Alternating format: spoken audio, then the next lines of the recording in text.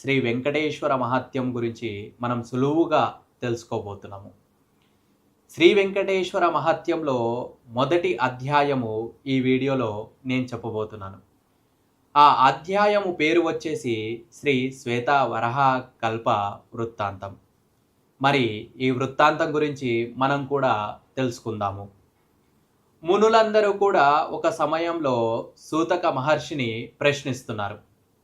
ఏమని ప్రశ్నిస్తున్నారంటే, అయ్యా, శ్రీ మహావిష్ణువు తను స్వయంగా వెలిసినటువంటి పుణ్యక్షేత్రాలలో తనకి బాగా ఇష్టమైనటువంటి పుణ్యక్షేత్రం ఏదైనా ఉందా? అదేవిధంగా ఏ క్షేత్రంలో తపోసాధన ధ్యానం చేస్తే శీఘ్రంగా ఆ యొక్క శ్రీహరి దర్శనము లభిస్తుంది? ఇకపోతే భక్తులకి సులభంగా స్వామివారి దర్శనమయ్యే భాగ్యము ఏ క్షేత్రంలో కలుగుతుంది? ఆ క్షేత్రంలో స్వామివారిని చూస్తే సాక్షాత్తుగా శ్రీహరిని నిలువెత్తుగా చూసిన విధంగా అనిపిస్తుందో అటువంటి పుణ్యక్షేత్రం గురించి దయచేసి తెలియజేయగలరని చెప్పి మునులందరూ కూడా సూతక మహర్షిని అడిగారు.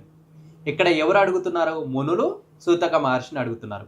ఇక్కడ గురువు స్థానంలో ఉంది ఎవరు అని అంటే సూతక మహాముని.